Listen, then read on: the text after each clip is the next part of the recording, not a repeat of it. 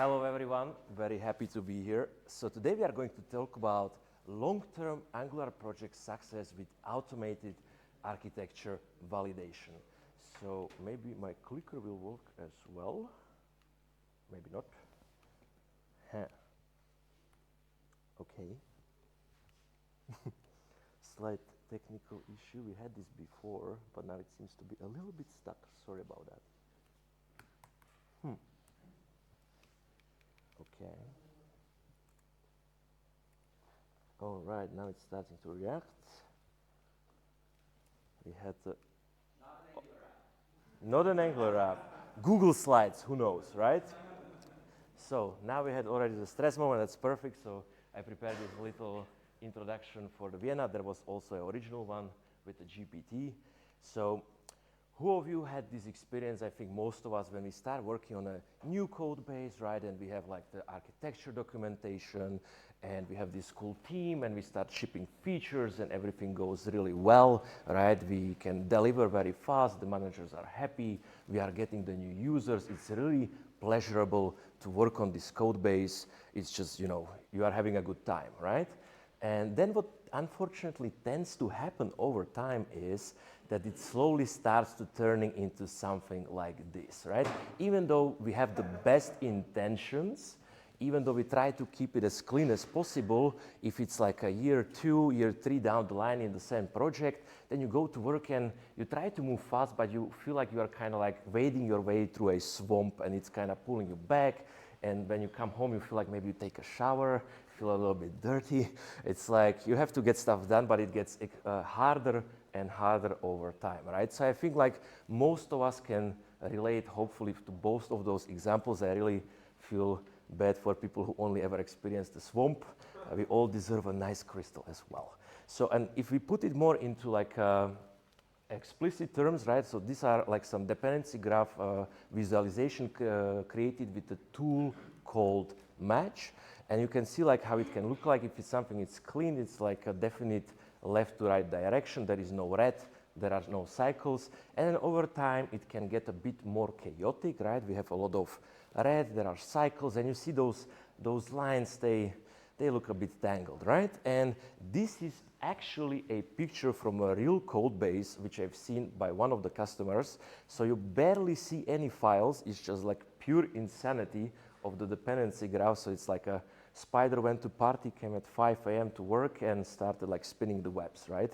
So we would like to stay as long as possible in this part, and if possible, then even completely prevent these other things. And we would like to achieve it really easily with a little investment on our part. So, but first let's do a quick introduction. So my name is Tomas Trajan, Google developer expert for Angular, and I like to say that I build, teach, write, and speak with and about Angular. So build AngularExperts.io, we are helping customers worldwide, setting up their workspaces, projects, helping them with their issues. Teach workshops with focus, of course, on Angular, RxJS, NGRX, NX. Even RxJS still has place in the world, even though we have signals for more complicated async flows, right? Write, check out our free blog at angularexperts.io/blog and speak at various conferences and meetups worldwide, like your beautiful one. Thanks again very much for the push-based and all the additional people who participated to create this amazing event. It's really cool to be here. Cool. So why does architecture matter, or clean architecture? Well, clean architecture has a lot of positive benefits, and this is for everyone involved, right? So it's not just for us as developers, it's also for the users who get better experience, and it's also for the company itself, so it can stay like competitive on the market, so we have the job, we keep the job, right? So, and what are like the most important signifiers of a clean architecture? So we want to make it, or that it stays maintainable over the long course, right? So we can easily add additional functionality, we can change how something works, so we can react to ever-changing demands on the market, so we can deliver for the users what they are expecting from us, and that we can keep doing that with a high development velocity, right? So we don't want to be held back in like a year, 2 or 3. We still want to be able to ship fast as the project and the code base matures.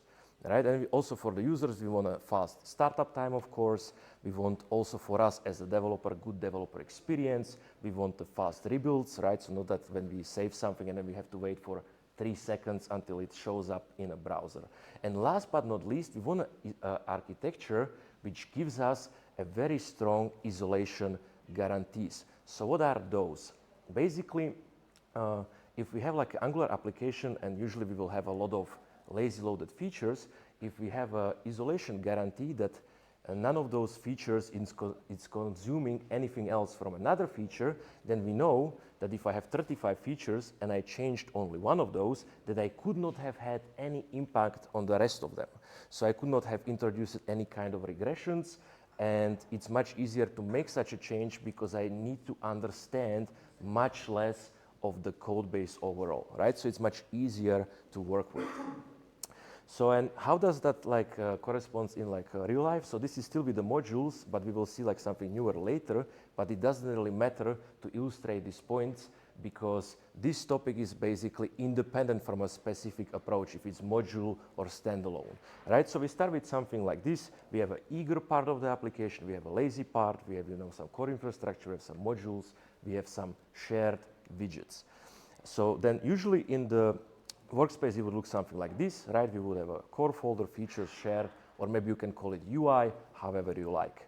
So it will look something like this. But this is a hope-based architecture, right? So we created the design doc, we prepared the workspace, we started shipping, but without the support of automated tooling, we are just hoping that everybody will pay attention 100% of time across these 2, 3, 4, 5 years of development of this project, and this is just not realistic, right? Because the lead developer goes for holidays, there is a deadline, and just some stuff starts to slip through the cracks. So then what tends to happen over time is that developers, for various reasons, start introducing dependencies and imports between the parts of the architecture which you would never want. For example, the eager part should never really import anything from the lazy part, right? That defeats the purpose of the lazy loading. Or that we break the isolation between the features. Or that like the shared widget, like a standalone component X, starts to importing something from the actual business feature. Those are the kind of imports which are never really okay. We never set out to do something like this in the beginning. It's just something which usually makes it its way into the code base because there was like just some time pressure or just lack of attention, right? So we can say that those are never really good. So then hope-based architecture is, it's kind of great, and the folder structure will look correct, but the wrong imports will make their way into the code base behind the scenes, and this will break one-wayness of the dependency graph, probably will introduce some cycles, and this will have definitely negative impact on the maintainability and extendability. So the way this usually feels is like you have a code base and you want to change this one part and you start pulling on it, you change one file, and then it kind of feels like you are pulling the whole thing, right? And this can grow to like a proportion where you cannot really move or change some things anymore. So of course, that often leads to worse user performance, developer performance, and if you wanted to validate something like this manually, for example, like if one feature is using another feature, you would have to literally click on the feature folder and then start searching for ... and every other feature name. So that would be really, like that doesn't really scale. You cannot really do that, right? So can we do better without hiring 3 additional developers who will only take care of validating our dependency graph, right? So what if architecture could be validated automatically? What if we could get something like this in our editor, right? So here we have an authentication service that's like an example of something which will probably live in an eager part of the application, probably in the core, like some kind of headless infrastructure which should be available for the rest of the application. And now if we tried to import another service which is from the feature, we want to get a violation that this is not allowed, right? Because we would never really want to import from lazy part into the eager part. There is always a better way to solve something like this. And of course, we would like to get this in an editor, but then of course also in our CI, so it will not let us to merge something like this into our main branch. And this can be achieved with the automated architecture validation with ESLint. So that's also something which we already have seen today a little bit on one of the slides of the Voito, but that was only for the NX. But as it turns out, we can get almost exactly the same in our standard Angular CLI workspace, and I think many of us like work also with those still. So who here is still using standard Angular CLI workspace without NX? So quite some people, right? It would be also very nice to get this kind of architectural guarantees in this environment without the additional overhead of NX. And I'm not saying NX is an amazing tool, but not every tool is suitable for every single use case, right? So sometimes Angular CLI is enough. Great. So the good thing is that most of those projects already have ESLint, and if they don't have it, then they just do NgLint, and it will be added automatically with schematics. Amazing, thanks Angular team. And then we can get this validation in our editor on every merge request, so we do not need to depend on hope. And we can prevent all these undesirable imports and preserve the isolation. So basically, there was this code which I found about this, which I found it was very telling. The software architecture is an art of drawing lines that we call boundaries, and those boundaries separate software elements from one another and restrict those on one side from knowing or affecting those on the other.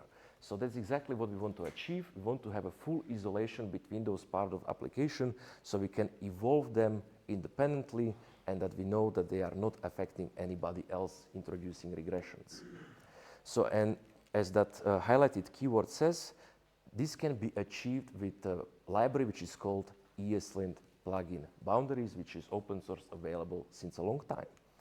So how can we do this? It's pretty easy to get started with, and it works with the folders. That means it works in Angular CLI workspace, also with ESBuild. And compared to NX, like one of the biggest advantage of this is that it like has literally zero overhead, right? Because if you would want to achieve this with NX, you would have to split your application into multiple libraries, and then you can validate on that level.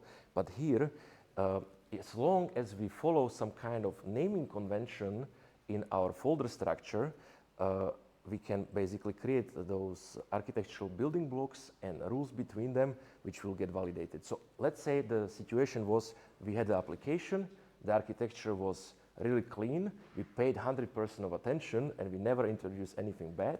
Well, then we can just create those rules, drop them in, it will be green, and from that point onwards, we don't really have to think about it ever again. So you can think about it like a prettier for your architecture, right? It makes it impossible to do the incorrect thing. And it has two main systems. So one is we have to define those architectural types. So for example, we have core, we have feature, and the second part is that we have rules which govern the relationships between these types.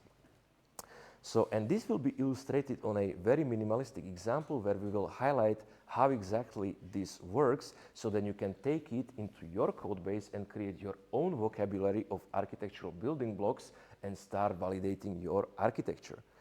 So the types example, so every Angular application have or should have, hopefully, like eager and lazy part, right?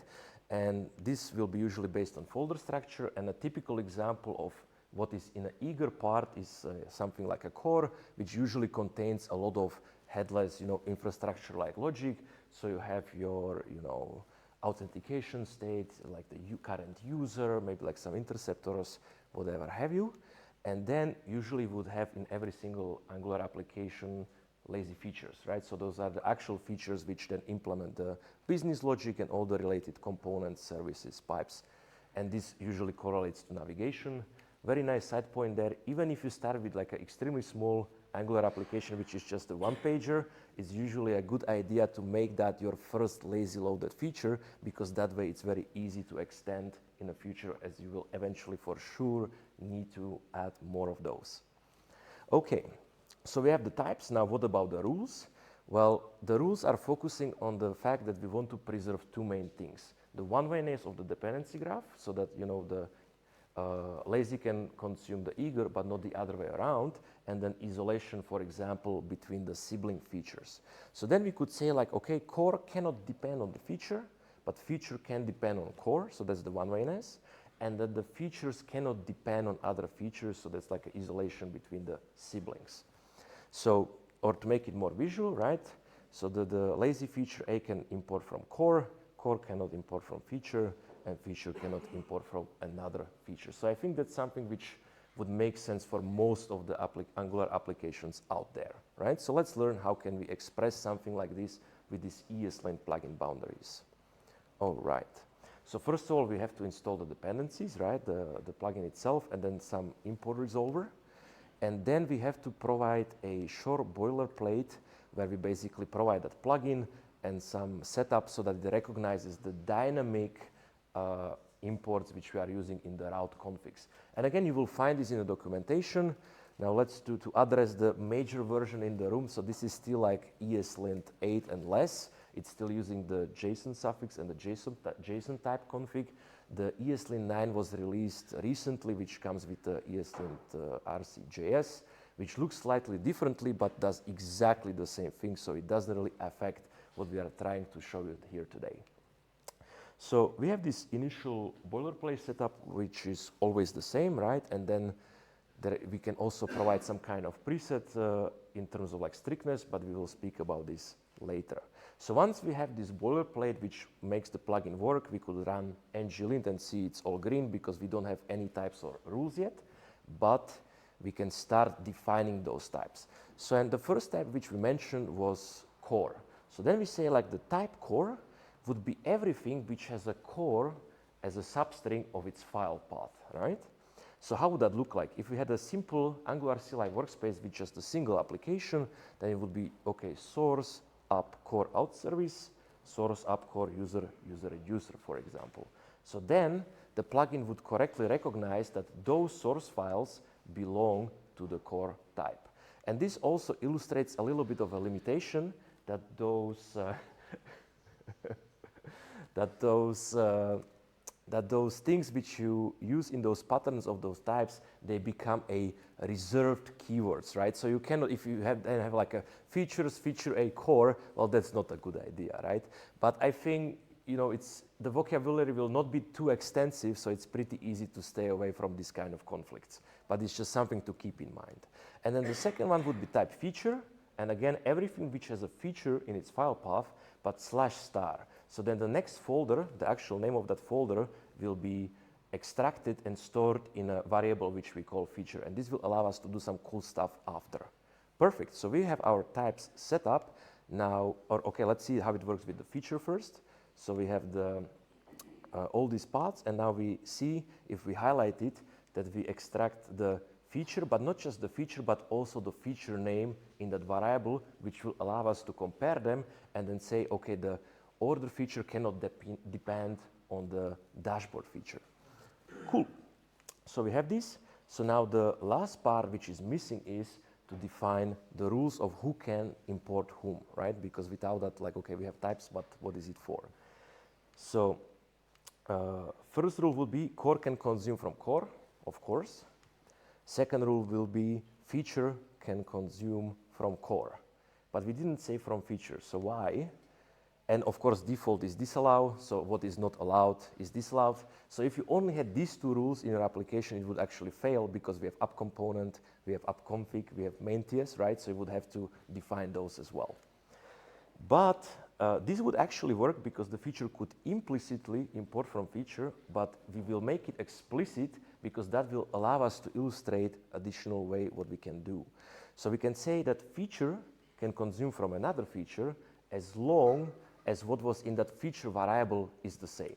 So if we had, you know, like here, so we say like feature can consume from other feature, like these files can depend on each other as long as the name which was stored as the feature name is the same. So obviously the dashboard component can import from dashboard item component, which is a realistic use case because we have some list and we want to iterate and show those items. So this is how we can express those. And we will use it soon to do even more advanced use cases. Perfect. So once we have this, we will start to get these great errors, which are very descriptive already in our editor, but we will say like, okay, out service, this is probably in the core, and we try to, for some reason, import a service from a feature, and this is obviously not allowed. So it says file is of type core, dependency is of type feature, and that's a big no-no. We don't allow that, right? So and then you of course have to solve it, and if you for some reason miss it in your editor, then it will fail in a merge request, and there is always a way to solve it in a correct way where you preserve the one-wayness, right? Same between the features, right? So if we have a order feature and a product feature, here the message will be even more verbose, where it will say, okay, type feature with the feature order, but other one is also type feature, but the name of the feature is different, so this is also not allowed. So exactly what we wanted to achieve. Cool, but it gets even better, because many times people, let's say, reach for NX also in cases when they have, let's say, 3 spas and 1 library. And that's maybe, that could work, but it comes with some overhead with. So this is the kind of use case which can still be managed pretty well with a standard Angular CLI workspace, right? So how can we do it? Because then we have multiple applications and all of them have core, right? So like, can we import like core for one application and another application? We would definitely don't want to do that. So this can be resolved with a very repetitive, simple way where we provide the base pattern and base capture for all those rules. So then we say it was not just the core, but if the base pattern of that file path was project and then ***, which will basically be the application name in the folder structure, and then source up, we can extract this. So then how it will look like, instead of just source workspace, we have a projects, and we have 2 different applications, example app and other app. And then, of course, it's both core, but the application is different. So this will, again, prevent us from mixing and matching those which we never wanted to match in the first place. So the same for the feature, right? And then we have to also extend our rules, and it should be already pretty obvious how we want to do it because we already did it here, right? So then it's not just that the core can consume from a core, but core can consume from a core as long as from the same application, right?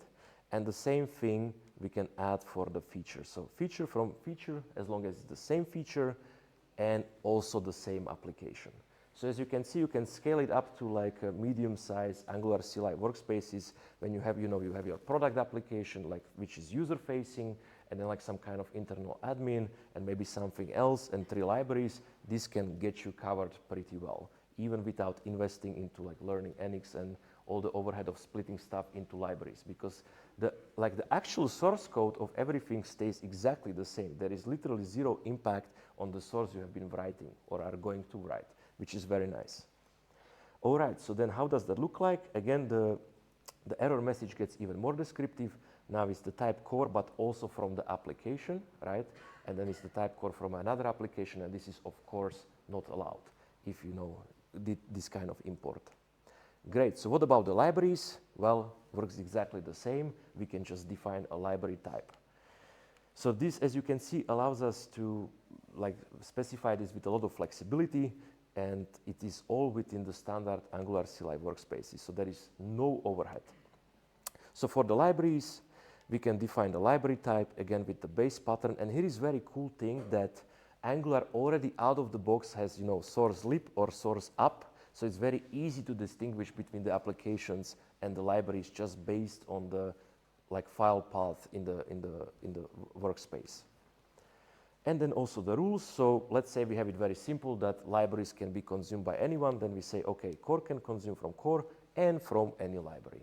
Of course, in the practice, you will probably create multiple types of libraries, so there is more complex relationships between them. But this would be a good starting point. All right, so what about the strictness? We already showed that there is this preset, boundary strict, and default disallow. Those are really great for the new projects, but maybe for existing projects, this is too much. So you will probably add it over time. But what it does is it means that every single file has to be accounted for, including main TS, appconfig TS, and all this kind of stuff. And the default disallow means that what was not allowed is disallowed, which forces you to be very descriptive of what you want to achieve. Right. Yeah. So the journey continues, right? So I think this is definitely worth exploring for you if you are starting a new project, because again, you usually have some kind of architecture which you would like to follow, and you also do follow it to a degree until over time it kind of starts breaking down, right? And if you encode it in this set of rules, you can make sure that this stays that way forever without any kind of investment on your side, right? You set it up once and forget, so kind of like a prettier, right? You just set it up once and you can completely forget about the code formatting. Well, this is very similar. You set up the desired architecture once, and then you are just forced to do the correct thing. And I think this is pretty useful and beautiful. And for the existing projects, well, start with like, 2 types and 1 rule, clean all of that up, and then add another rule and another relationship until you account for all your files, and then you can just enable the strictness, right? And what to aim for, I think this is like very important, basically, because the continuum is from no rules to too many rules, right? And if you have no rules, then, it's like, okay, everything goes, you will end up in a swamp, you don't want that. But if you have too many rules, then that's also not nice, because you cannot really move fast and like you are fighting against the system, so that's also not realistic and not desirable. So therefore, we don't want this, that's like no rules. We also don't want this, that's like too many rules, but something like this could be actually pretty cool, right? So for example, that was what we've shown today. Let's say we have a type feature. Well, this allows you to get quick and dirty in your feature. That's a black box, that's completely fine, as long as it's not affecting the rest of your code base, right? Like as long as it's not poisoning the whole project, then you can just get it quick and dirty, then it's shipped, that's perfect, and maybe then you have more time or need to evolve it in the future, well then you just delete it and write it from scratch. It's just a small part of your overall code base, so it's actually possible. So I think this is something to aim for when you are creating your own architectural vocabulary. And if you would like to save time and skip to the best stuff, then I created like an ebook, which is like an opinionated preset of those types and rules between them, together with the example repository. I update it regularly. Version 2.4 is out now. A lot of content. People like it, and as well, he was the one who actually printed out the PDF. That was cool. Now, actually, the physical one exists as well, so you can check it at angularexperts.io products. You will find it. That's fine. You just Google for it. It has a modern standalone first architecture with, a couple of building blocks like layout, pattern, feature, UI, whatever have you. Please have a look. This is how it looks like inside. A lot of code examples, diagrams. More than 1,200 people seem to like it very much. And special code NgGlühwein 33 extra 33% off if you would like that. You will find it if you Google. So until end of January, thank you very much. Very happy to be here. Thanks.